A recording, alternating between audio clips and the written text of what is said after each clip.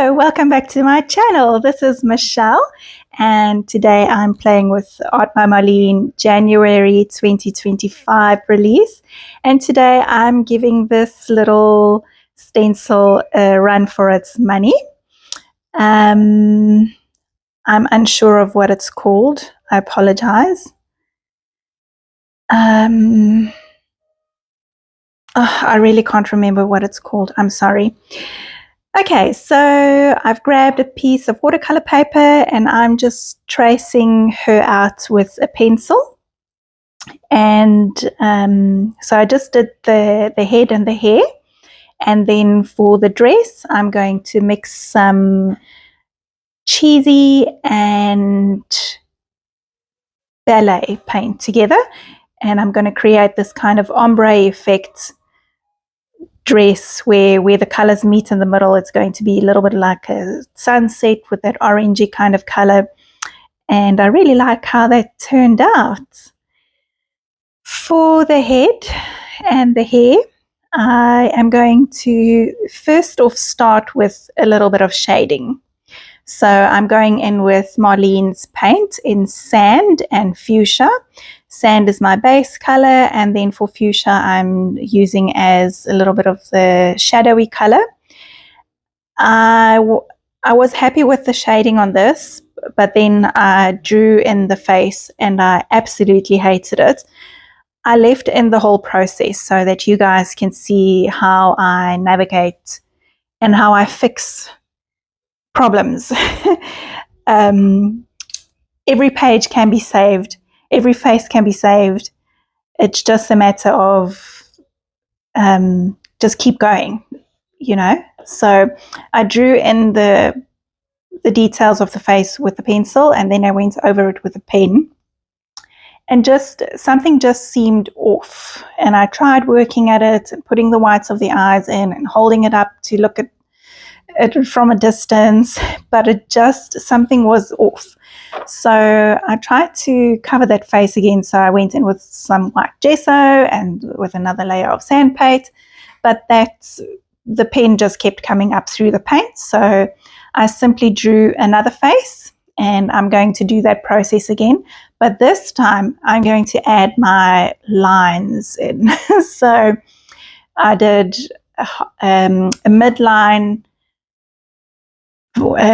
vertically through the face, and then a horizontal line in the middle of the face for the eyes, and then I divide that bottom half in half again and in half again, and that's kind of the eye, nose and mouth line. And I was much happier because I think I got the proportions wrong in that first try that I did.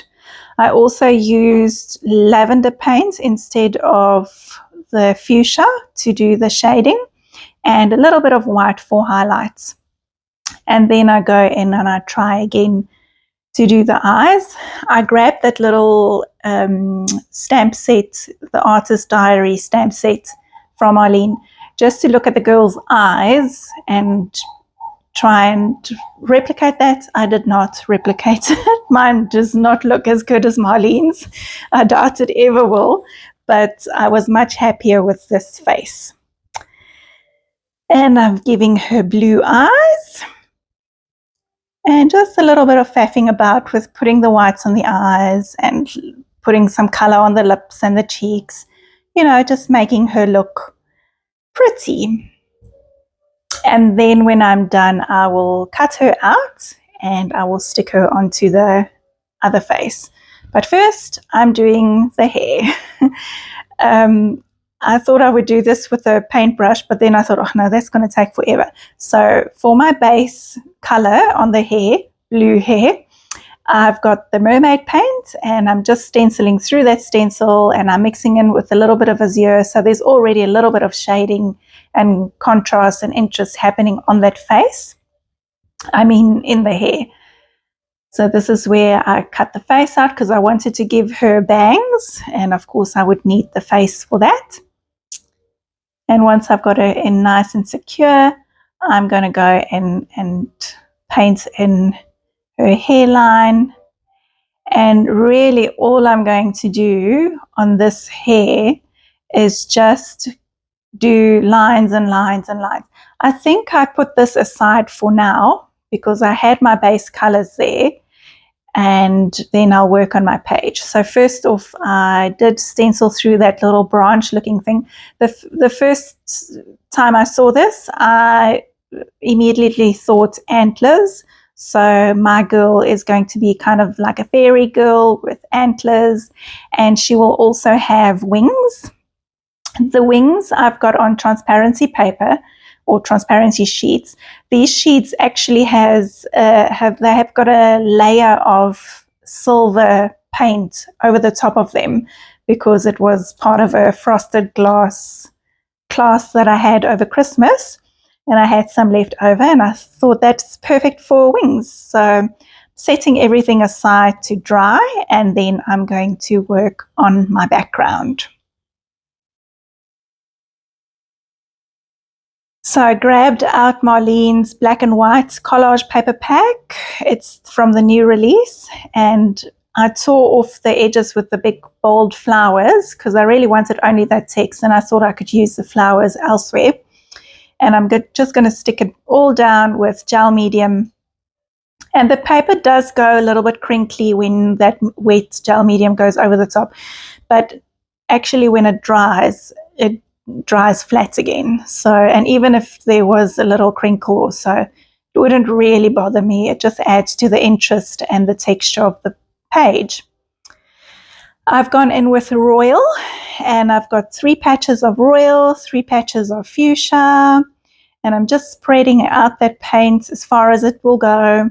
And then I also went in with mermaid again. So the idea with the mermaid is I knew I had that mermaid hair, so I wanted at least something in the background that's going to pick up a little bit of what's in the foreground. So that blue hair is going to tie in with the blue paint on the background, but it's not going to blend in completely because I've got the purple and the pink there as a contrasting color that all sits underneath the hair. I'm giving everything a really good dry. I'm hitting it with my heat gun from the front and the back to make sure it is nice and dry. And now I'm going in with this strips stencil from Marlene. And this stencil, don't worry, is meant to be cut apart. So there are tiny little joints in between each of the strips. They are meant to be cut apart. I reckon in time it'll come loose anyway with a lot of wear and tear. So I cut them apart, and now I've got my 3 little strips, and it's so much easier to use because like this circly one, I wanted to use just that. I didn't want that hexagon as part of it, so it was just better for me to do that. I am mixing a little bit of Funky, which is Marlene's neon pink color, and I'm mixing it with a little bit of lace, her white paint, and I'm just going over the top with that same stencil and adding a little bit more texture. Didn't work all that well, and then I tried with the punk, which is the neon purple, and that didn't work all that well either.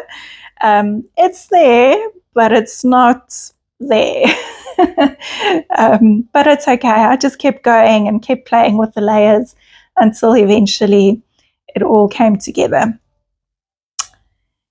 And I'm also going to add a little bit of mark making with that punk paint as well. It's such a lovely color. This color, if I had to say one color of Marlene's range that you definitely need in your stash, it is the punk.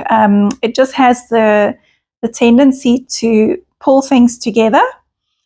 I don't know, just every page that it goes onto, it just brings the colors together and just makes everything pop a little bit more. To add a little bit of more white space, I'm going in with a tiny dot stencil and just stenciling through, and I felt that there was not enough white space, so I'm going in with a little bit of mark making as well. So normally I work in 3 patches, but for this step I did 5 patches because I really wanted to boost the white on this page a little bit more. I'm drying everything for fear of smearing my arm through through it, and then I cut my girl out. And now I'm going to start assembling her. So before I put the antlers on, I decided I would do the hair first, otherwise I'm going to have to try and maneuver around those antlers. So they'll go on last, and I'm trying to figure out a way for her to be grounded because I don't really leave my figures floating about.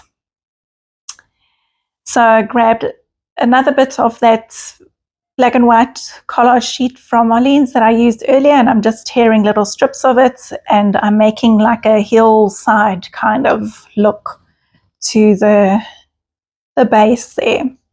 I did feel like she needed something, and she also wasn't high enough for me on the page. So I moved her up, but then of course she didn't have feet. So in Marlene's previous release, she brought out this Paper Elements book, and there were some legs in there. So I used those legs on my fairy girl. I did forget a little bit about the wings, but I managed to cut them out and pop them behind her before my glue dried completely. And first I was deciding which way around, shiny side up or what, and I did decide to do the shiny side up, but first I'm just adding a little bit more white behind on the back of it, just to add some kind of interest. And I'm sticking it down with that red tape just to make sure that it sits securely forever.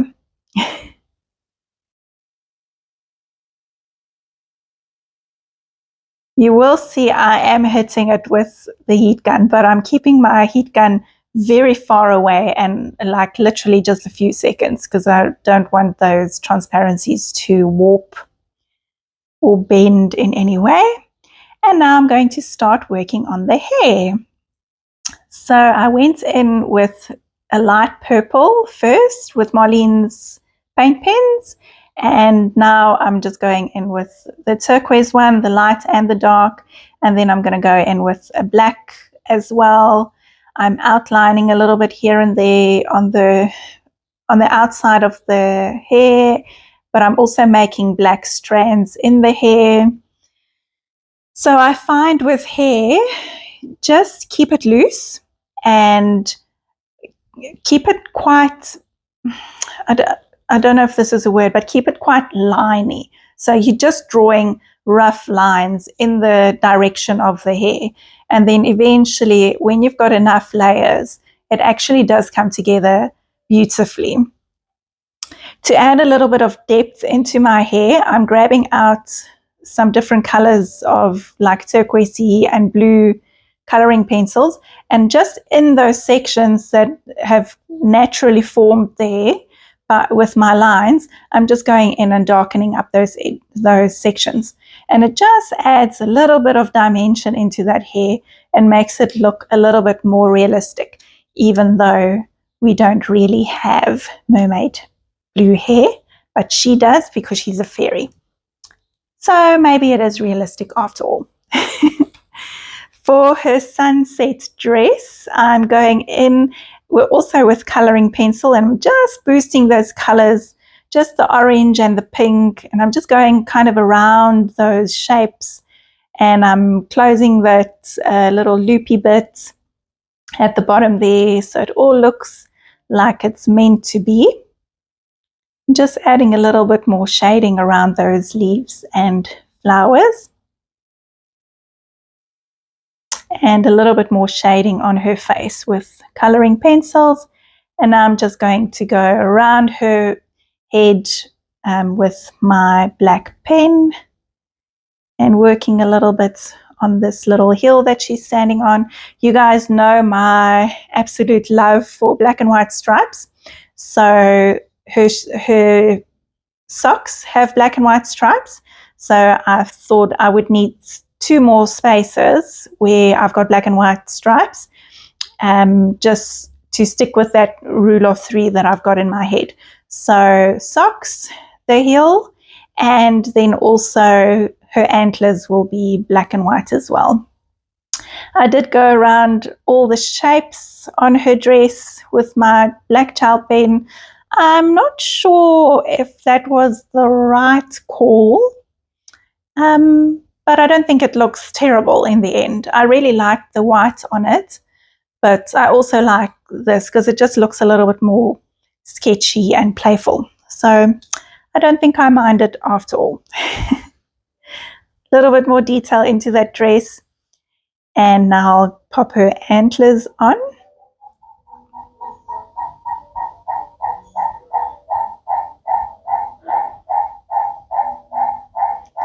And once that is all nice and secure, they will also be black and white. I really like how that turned out. I think it's quite quirky and whimsical that way. So I was happy with the way that turned out.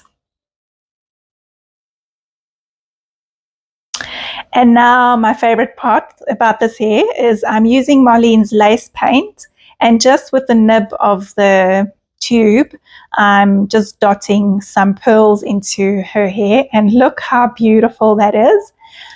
I am drying it off a bit more because obviously that paint is much thicker. So, and I'm definitely due to put my hand in there, and I really didn't want it smudged.